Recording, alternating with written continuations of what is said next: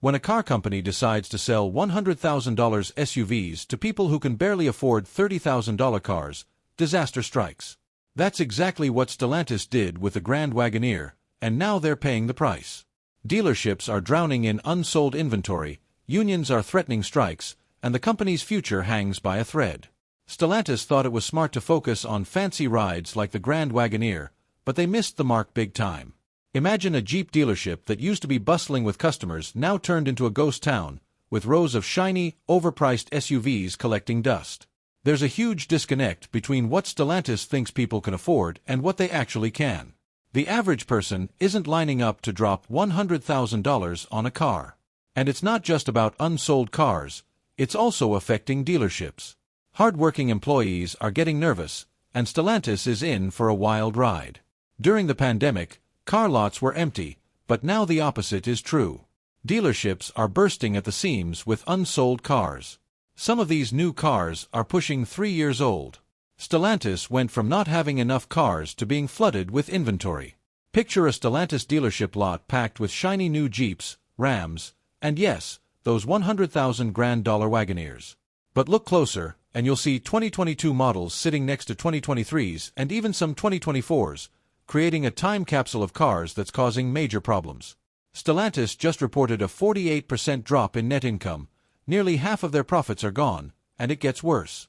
Ram sales are down by 26%, and Jeep isn't doing much better with a 19% decline in sales. These aren't just numbers on a page, they're a sign that something's seriously wrong. Stellantis dealers are sitting on a 77-day supply of vehicles, up from last year's 59 days. That extra 18 days might not sound like much, but it's costing dealers big time. Dealers have to pay for those cars sitting on their lots, a cost known as floor plan expenses. Every day a car doesn't sell, it's like throwing money out the window. With 3 model years' worth of inventory, some dealers are drowning in debt. One dealer, let's call him Mike, told me he's got more cars than he knows what to do with. Stellantis keeps pushing inventory, but nobody's buying. He's paying interest on cars he can't sell, and it's killing him. You'd think Stellantis would be throwing incentives at dealers to help move the cars, but no, they're leaving dealers high and dry. Mike said he wouldn't take more inventory even if Stellantis offered it for free. That's how bad it is. And it's not just Mike. Dealers across the country are feeling the squeeze, with some on the brink of bankruptcy. They're watching their profits shrink by 33% compared to last year. But here's where it gets interesting. There's talk of Stellantis laying off executives, and it's not just corporate suits losing their jobs. The whole company seems to be on shaky ground. One dealer even said it seems like all their brands, including Jeep, might go under soon. So what are dealers doing to stay afloat? They're getting creative, shifting focus to used cars, selling what people can actually afford, because a $100,000 SUV is a tough sell in this economy. It's a perfect storm, a car company pushing expensive vehicles, dealers drowning in inventory, and customers tightening their belts. It's a recipe for disaster, and we're seeing it play out in real time. Take all those problems and multiply them by 100, because Stellantis isn't just dealing with too many cars, they're facing a workforce that's mad as hell and not going to take it anymore. What happens when the assembly lines grind to a halt? The UAW, United Auto Workers Union, has 98% of its members covered under grievances against Stellantis, meaning nearly every single worker is ready to walk out. This isn't just a small workplace squabble, it's a powder keg waiting to explode. So, what's got these workers so riled up? First, Stellantis promised a big investment in a new battery plant, but they've been dragging their feet, and the workers are losing patience. Then, there's the Dodge Durango. Rumors are circulating that Stellantis might move production out of the U.S. You can bet that's not sitting well with American workers. Stellantis is playing a dangerous game by not confirming or denying these rumors. All it's doing is making the union angrier. Now, imagine if these workers actually go on strike, production could completely shut down, and all those unsold cars on dealer lots might be the only new Stellantis vehicles available for a while. The union president, Shawn Fain, is not messing around. Around this time, he says Stellantis is at its weakest point right now, and you know what that means? The UAW is ready to strike while the iron is hot. They're looking to squeeze every concession they can out of Stellantis. But here's where it gets really interesting. These grievances aren't just about money or benefits.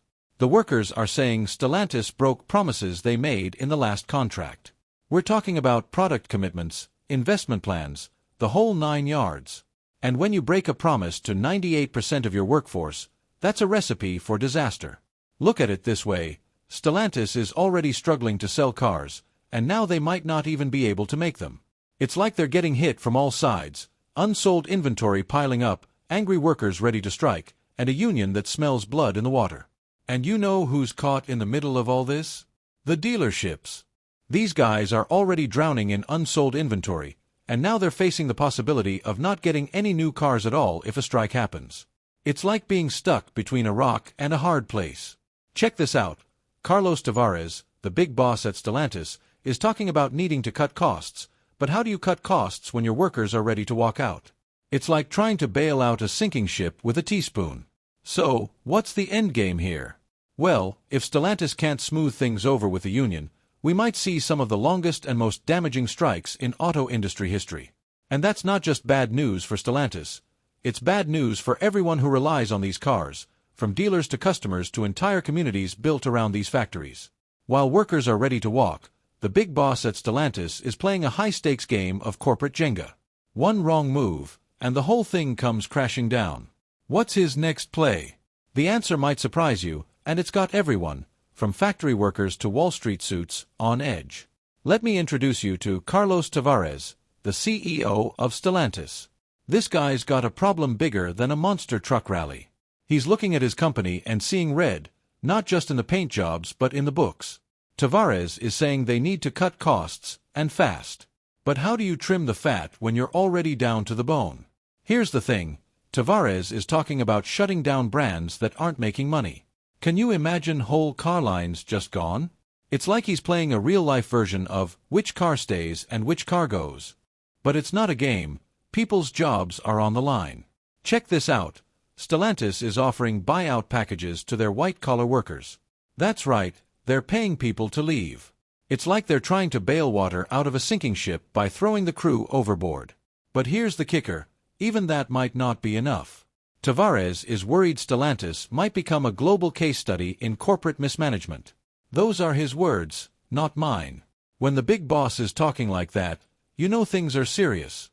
It's like he's looking at a car wreck in slow motion and he can't figure out how to hit the brakes.